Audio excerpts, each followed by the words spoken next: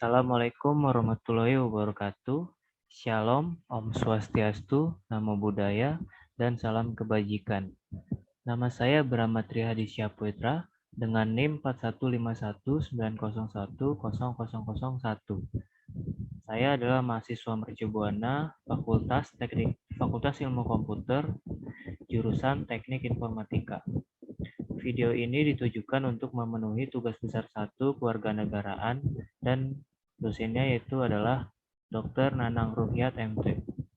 Di video ini saya akan membahas pertemuan 7 yang sudah dijelaskan oleh Dr. Nanang Ruhyat MT, yaitu tentang hak asasi manusia.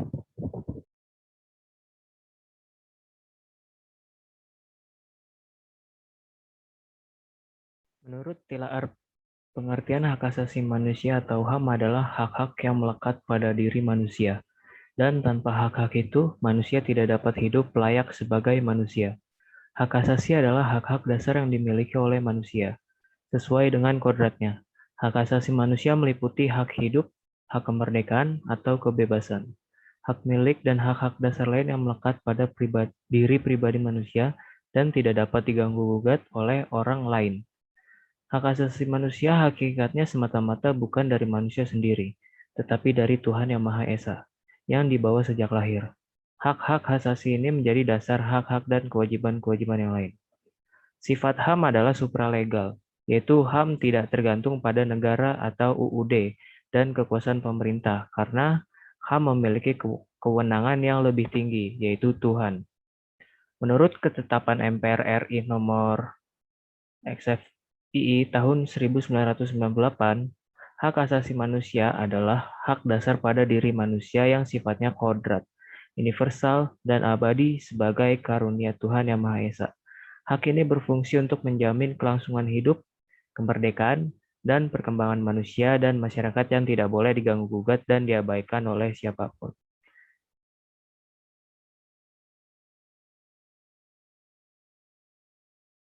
HAM memiliki ciri sebagai berikut, yaitu HAM tidak perlu diberikan, dibeli, ataupun diwarisi.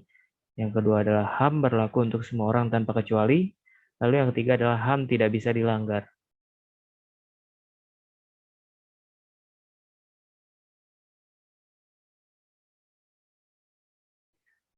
Ruang lingkup HAM, yaitu ada hak asasi pribadi. Contohnya yaitu hak untuk hidup, hak menyampaikan pendapat. Kita bebas untuk mengemukakan pendapat dalam forum. Namun, perlu diingat, cara menyampaikan pendapat harus santun dan hargai juga pendapat orang lain. Lalu ada kebebasan memeluk agama. Kita dibebaskan untuk memilih, memeluk, dan menjalankan agama yang kita percaya. Tidak boleh ada paksaan untuk menganut agama tertentu. Lalu berikutnya yaitu hak sosial politik yang dibawa oleh manusia sejak ia dilahirkan. Contohnya, hak hidup, hak milik, dan hak untuk mengusahakan kebahagiaan, hak untuk menjadi warga negara, hak untuk memilih dan dipilih.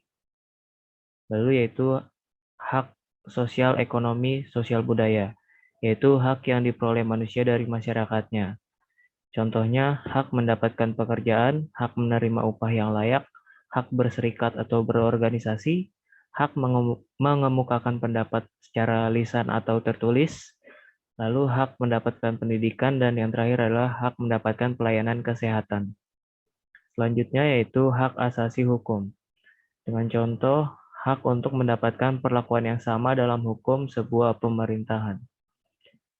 Adapun jenis-jenis HAM, yaitu political right atau hak politik, lalu ada economical right, hak ekonomi, lalu social right, culture right, lalu information right, dan yang terakhir adalah security right.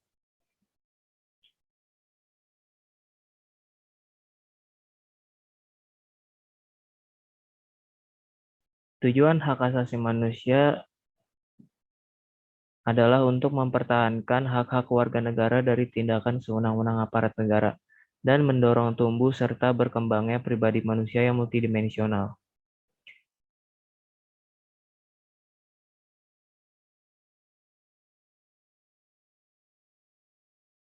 Contoh kewajiban asasi manusia. Berikut ini contoh kewajiban asasi manusia yang diatur dalam Undang-Undang Dasar 1945, yaitu sebagai berikut. 1.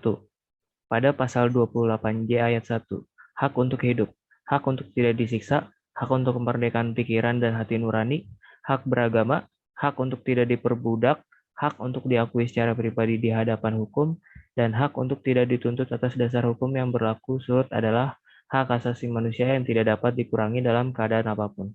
Ini artinya setiap orang berhak dan berkewajiban menjaga dan bertoleransi terhadap hak asasi manusia lain.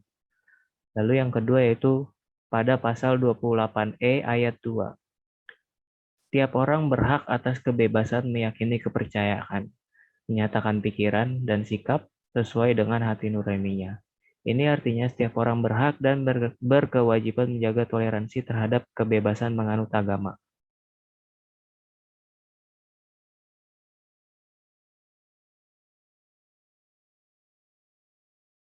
HAM di Indonesia, permasalahan dan penegakannya.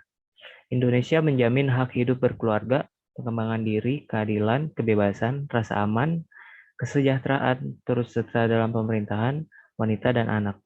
Pelanggaran hak asasi manusia adalah setiap perbuatan seseorang atau kelompok orang termasuk aparat negara, baik disengaja maupun tidak disengaja, atau kelalaian yang secara melawan hukum mengurangi, menghalangi, membatasi, dan atau mencabut hak asasi manusia seseorang atau kelompok orang yang dijamin oleh undang-undang dan tidak mendapatkan atau dikhawatirkan tidak akan memperoleh penyelesaian hukum yang adil dan benar berdasarkan mekanisme hukum yang berlaku, yaitu pasal 1 angka 6 Undang-Undang Nomor 39 Tahun 1999 tentang HAM. Pengadilan Hak Asasi Manusia adalah pengadilan khusus terhadap pelanggaran hak asasi manusia yang berat. Pelanggaran HAM yang berat diperiksa dan diputus oleh pengadilan HAM.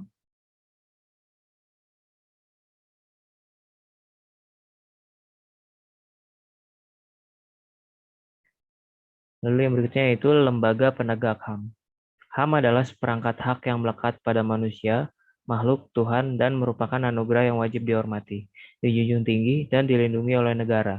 Dan cara yang dapat dilakukan agar HAM tetap terjaga di dalam penegakan diantaranya adalah melalui lembaga penegak HAM dan pendidikan. Lembaga penegak HAM meliputi Komnas HAM, Pengadilan HAM, dan partisipasi masyarakat. Komnas HAM adalah lembaga yang mandiri yang kedudukannya setingkat dengan lembaga negara lainnya, yang berfungsi melaksanakan pengkajian, penelitian, penyuluhan, pemantauan, dan mediasi hak asasi manusia.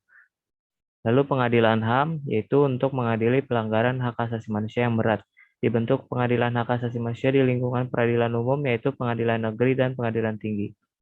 Lalu peranan masyarakat, yaitu pemberdayaan masyarakat, LSM, pelaporan, perumusan HAM, dan bekerja sama dengan lembaga penegak HAM lainnya.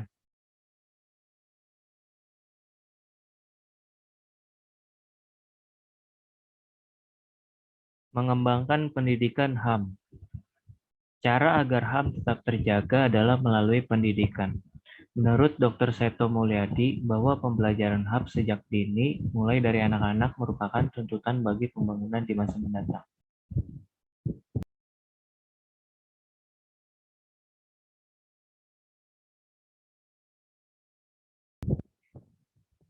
Pelanggaran HAM.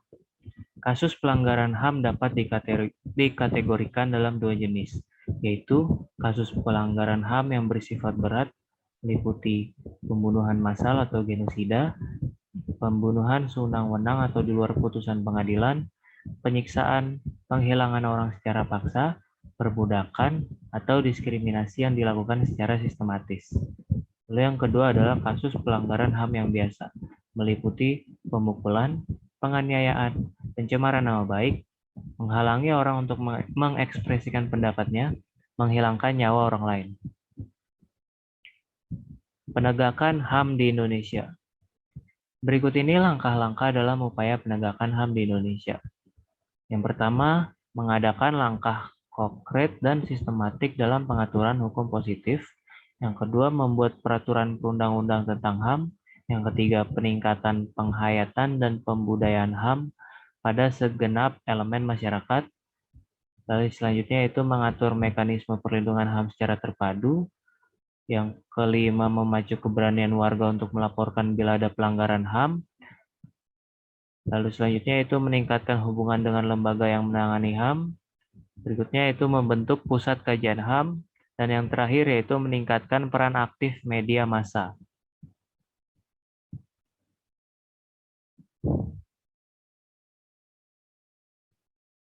Sekian penjelasan tentang hak asasi manusia. Mohon maaf jika ada salah kata. Wassalamualaikum warahmatullahi wabarakatuh.